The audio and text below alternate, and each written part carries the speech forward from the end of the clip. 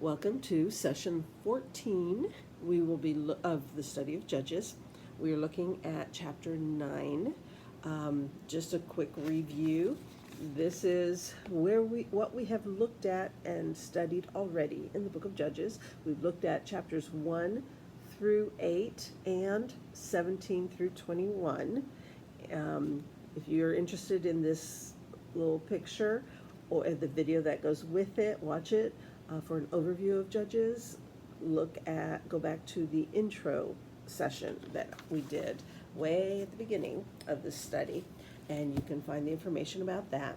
In these past few weeks, we've studied about Judge Othniel and fighting the enemy of Mesopotamia, Ehud fighting the Moabites, Shamgar fighting the Philistines, Deborah fighting the Canaanites, and Gideon fighting the Midianites. There you go. All those, the first 6 judges. And now we come to chapter 9, and it's not a judge. He's not a judge. Abimelech is not a judge. He is the son, the bastard son of Gideon with his concubine in Shechem. And so I was thinking, because it's so many verses, that I was going to do this, stretch it into 2 lessons, but I don't want to give Abimelech that much time. Chapter 9 is basically a cautionary tale. It's a break it's kind of like Gideon did not make smart choices later in life, and Abimelech is a result of that. And so the story is pretty graphic. It's sin, It takes place in the area, the region of Shechem in East Manasseh, and also there's a mention of Mount Gerizim near the beginning of the chapter. So the Mount Gerizim in Shechem, this is the main area that this story is taking place. And they're not fighting against an outsider. They're actually Israelite against Israelite. So let's go straight into this because it's going to be a long one. Okay, so chapter 9, Judges. This is session 14 of our study. Verse 1. Abimelech, son of Jerubbaal, went to his mother's brothers in Shechem and said to them and to all his mother's clan, "Ask all the citizens of Shechem, which is better for you, to have all 70 of Jerubbaal's sons rule over you?" Jerubbaal is again another name for Gideon. "Remember, I am your flesh and blood." When the brothers repeated all this to the citizens of Shechem, they were inclined to follow Abimelech, for they said, "He is our brother." They gave him 70 shekels of silver from the temple of Baal Berith, and Abimelech used it to hire reckless adventurers who became his followers. He went to his father's home in Ophrah, and on one stone murdered his 70 brothers, the sons of Jerubbaal. But Jotham, the youngest son of Jerubbaal, escaped by hiding. Then all the citizens of Shechem and Beth Millo gathered beside the great tree at the pillar in Shechem to crown Abimelech king. So he goes, again, Abimelech is the son of Gideon's concubine, who happens to live in Shechem, whereas his wives and his sons, his legal wives and sons, live in Ophrah. And so, obviously, Abimelech feels a little, he's power hungry, and with 70 actual sons, he's found out a little niche, a little way to become powerful. And so he suggests to his mother's side relatives that wouldn't it be better for me to be king than any or all of the other sons of Gideon, because they're no blood to us. And so the citizens of Shechem and Beth Millo is not on any map. I have looked, and it's not on any map, but it is expected, suggested, thought to be a town that would have been very close to Shechem. It's kind of like sister cities. Minneapolis, St. Paul, Dallas, Fort Worth, that kind of thing. So anyway, so they go pay him 70 shekels of silver, one for each brother, but they take it from the coffers of the temple of Baal Berith, and so with that money he hires a bunch of mercenaries, basically reckless adventurers, mercenaries, and together they go to Ophrah, where the brothers live, and go to kill all 70 of them. One escapes by hiding, the youngest, Jotham, and then he escapes. They crown Abimelech their king. They chose him, and they killed to make him king, which was quite common in those days. It's like if you got crowned king, you killed all of your siblings to make sure that none of them could come after you and take your throne. So anyway, so this has happened. Jotham hears about that, and that's where we're continuing, verse 7. When Jotham was told about this, he climbed up on the top of Mount Gerizim and shouted to them, "Listen to me, citizens of Shechem, so that God may listen to you." One day, the trees went out to anoint a king for themselves. They went out to anoint a king for themselves. Yeah, not God choosing, but them choosing. They said to the olive tree, "Be our king." But the olive tree answered, "Should I give up my oil, by which both gods and men are honored, to hold sway over trees?" But next the trees said to the fig tree, "Come and be our king." But the fig tree replied, "Should I give up my fruit so good and sweet to hold sway over trees?" Then the trees said to the vine, "Come and be our king." But the vine answered, "Should I give up my wine, which cheers both gods and men, to hold sway over trees?" Finally, all the trees said to the thorn bush, "Come and be our king." And the thorn bush said to the trees, "Well, if you really want to anoint me king over you, come and take refuge in my shade. But if not, then let fire come out of the thorn bush and consume the cedars of Lebanon." So here's this little tale, and he basically, Jotham is saying, you're just a bunch of trees, not worth a good king. The olive tree, the fig tree, and the grapevine, none of them want to be your king because they're too good for you.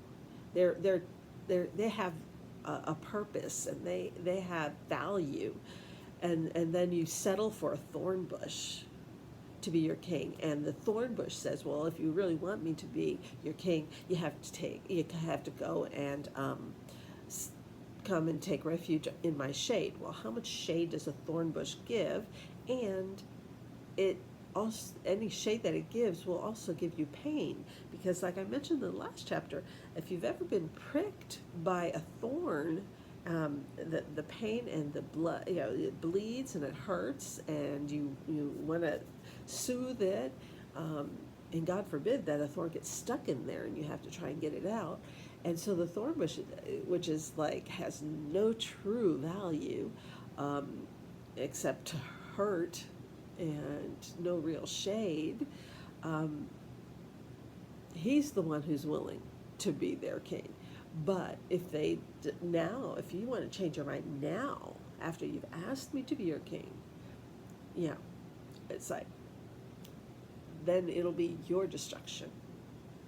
Okay, so we continue.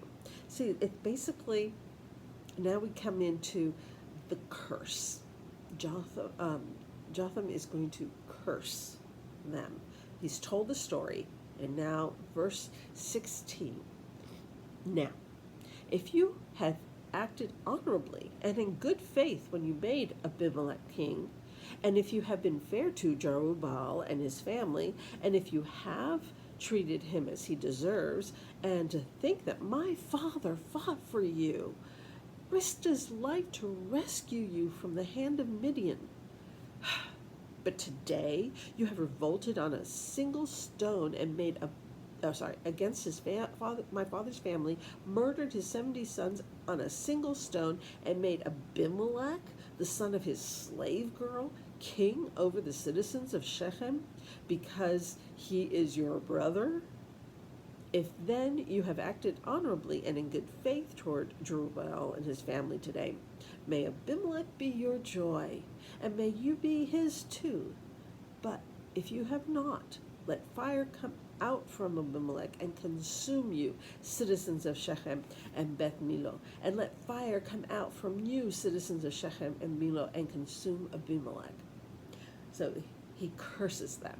He says, if you had treated our family right, if you had treated the sons of Gideon, and my father actually saved you from the Midianites, he fought for you, he rescued you, and this is the way you're going to treat him? Well, fine. If you have treated Gideon's family well, then let Abimelech be the joy of your life. Let him be a wonderful king, and you all be happy.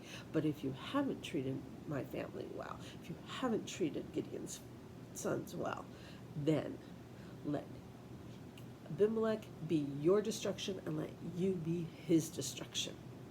And that is the curse that Jotham has put on to all those who have taken part in killing all his brothers. And so we get to this point, and it's kind of like, yeah, whatever, it's like that, So after he tells this, of course, his fate is going to be the same as his brothers if he doesn't get out of there fast.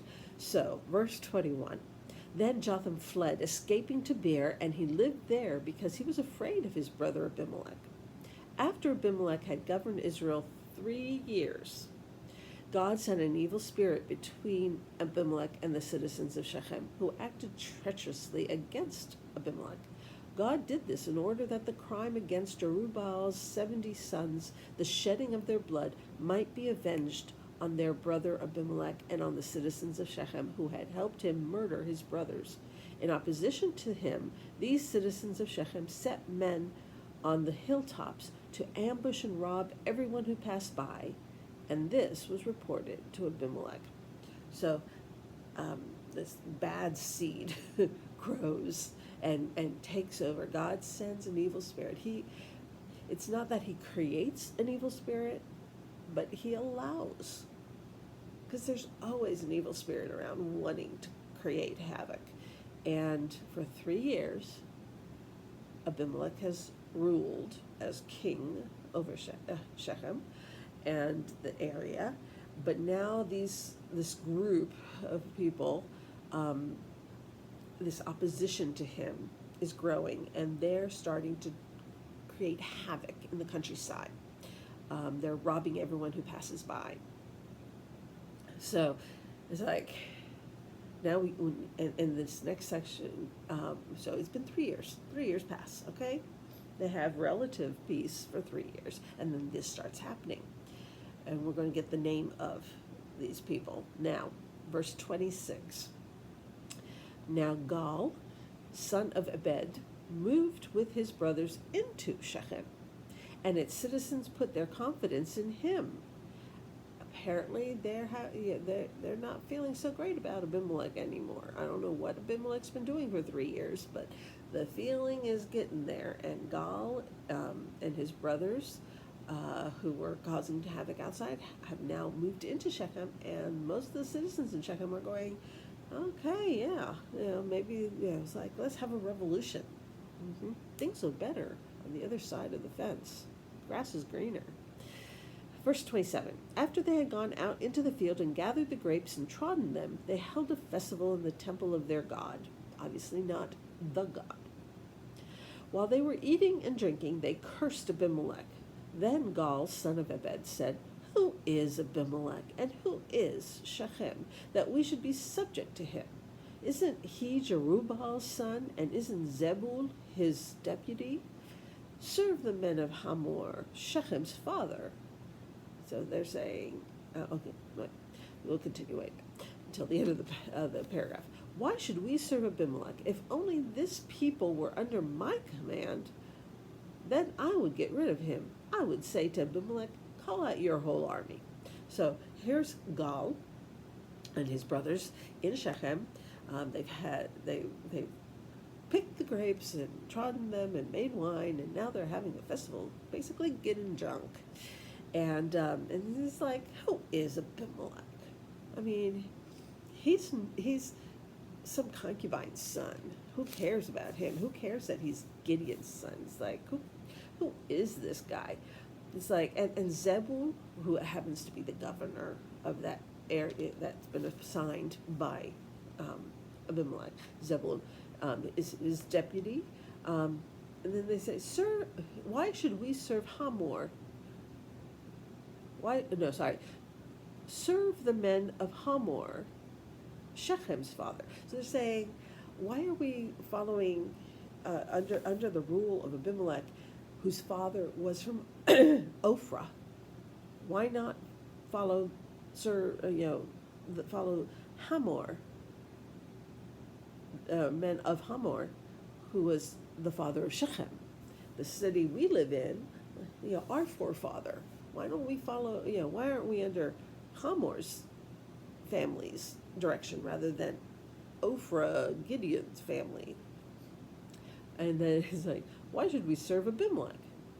If only this people were under my command. If only these people here were under my command, I could do things better. So they're here. There's this unrest, a bunch of drunken talk and stuff, and word gets out.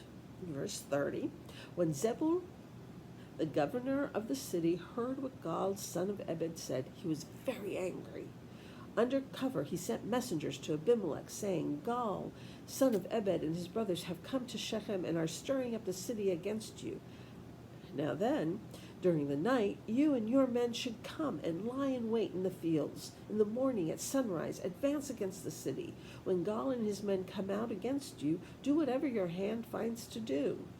So Abimelech and all his troops set out by night and took up concealed positions near Shechem in 4 companies. Now Gal, son of Ebed, had gone out and was standing at the entrance to the city gate just as Abimelech and his soldiers came out from their hiding place.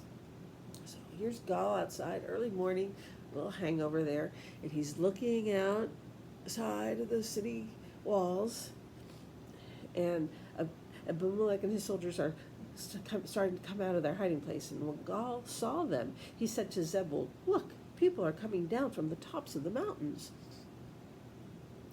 But Zebul, who had sent for Abimelech, replies, oh, you mistake the shadows of the mountains for men. But Gal spoke up again, look, people are coming down from the center of the land, and a company is coming from the direction of the soothsayer's tree. And then Zebul said to him, where is your big talk now, you who said, who is Abimelech, that we should be subject to him? Aren't these the men you ridiculed? Go out and fight them. So Gal led out the citizens of Shechem and fought Abimelech. Abimelech chased him, and many fell wounded in the flight, all the way to the entrance of the gate. Abimelech stayed in Ahumah, and Zebul drove Gal and his brothers out of Shechem. The next day, the people of Shechem went out to the fields, and this was reported to Abimelech. So he took his men, divided them into 3 companies, and set an ambush in the fields. When he saw the people coming out of the city, he rose to attack them. Abimelech and the companies with him rushed forward to a position at the entrance of the city gate. Then 2 companies rushed up upon those in the fields and struck them down. All that day, Abimelech pressed his attack against the city until he had captured it and killed its people. Then he destroyed the city and scattered salt over it. On hearing this, the citizens of the Tower of Shechem went into the stronghold of the temple of El Berith, or Baal Berith. When Abimelech heard that they had assembled there, he and all his men went up Mount Zalmon. He took an axe and cut off some branches, which he lifted to his shoulders. He ordered the men with him, "Quick, do what you have seen me do." And they piled them against the stronghold and set it on fire over the people inside. So all the people in the tower of Shechem, about 1,000 men and women, also died.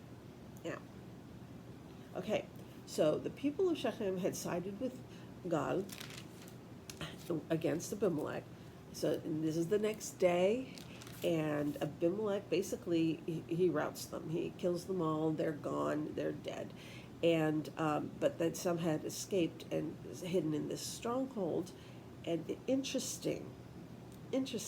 Remember that curse of Jotham, where Abimelech is going to burn you. The fire will come out of the thorn bush and burn the cedars of Lebanon. And here, in the end of the 1,000 men and women hiding in this tower in Shechem, how do they die? They are basically smoked out, dead. The fire.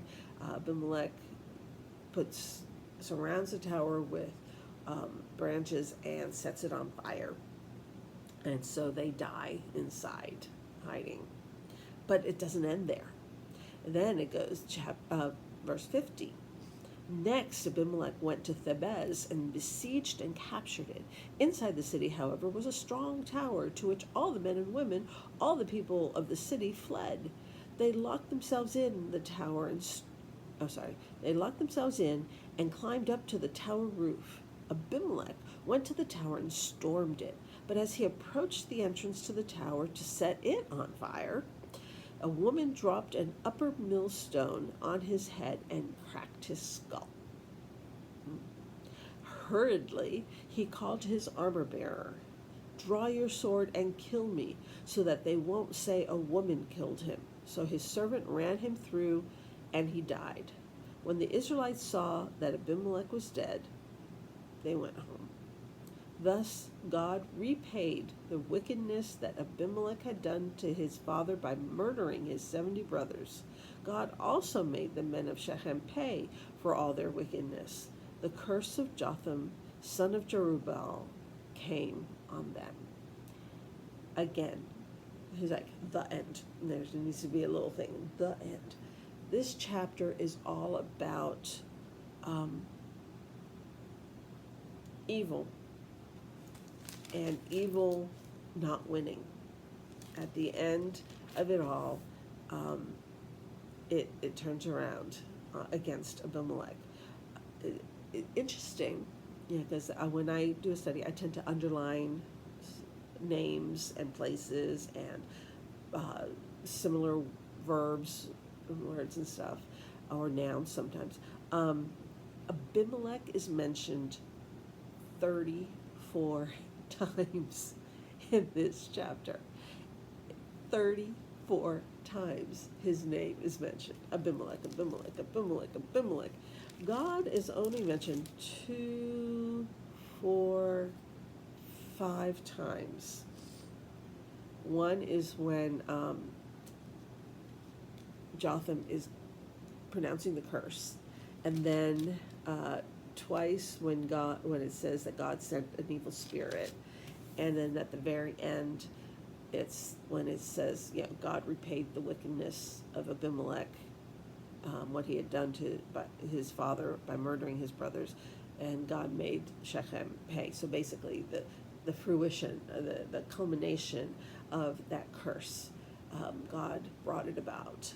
And so, like I say, chapter 9 is a cautionary tale, a break in the time, but it might not have happened if Gideon had stayed true to God, and if Gideon had been a really wise judge. The earliest judges, Othniel and Ehud and Shamgar and Deborah, they had a special relationship with God, and nowhere does it say that they strayed from it. Gideon was very fearful. He wasn't very, he constantly was asking God for approbation, to approve something, to show, to give me a sign. And I think that is the lesson that we need to get from the entire story of Gideon and his sons. That God needs to be and remain the center of our faith, that we need to trust Him and continue for an entire life, not to backslide, not to really be true to Him, and to keep and to have faith in Him, to put our faith in Him, to trust Him, and to allow Him to work through us in a good way, like He did with the previous judges. In this next study, we're going to be looking at chapter 10, which is not a long chapter, but actually mentions 3 judges in one chapter. It's like we have spent, we had 2 chapters for Deborah, and we've had basically 4 for Gideon and his sons. And now we're going to have chapter 10 has 3 judges mentioned. Now, one of them will continue on into chapters 11 and part of 12. But, but the next chapter, we're going to look at 3 more judges and get to know the third one. We'll get to know him, the beginning of getting to know him, and go from there. Read chapters 1 through 9. Catch up. Read a couple chapters a day, 3 chapters a day, and you'll have no trouble in getting them all read before we get to chapter 10. Just to kind of like get the flow going. That's my assignment for you, is to reread chapters 1 through 9 and just feel how God is flowing in here and how evil is fighting against God constantly.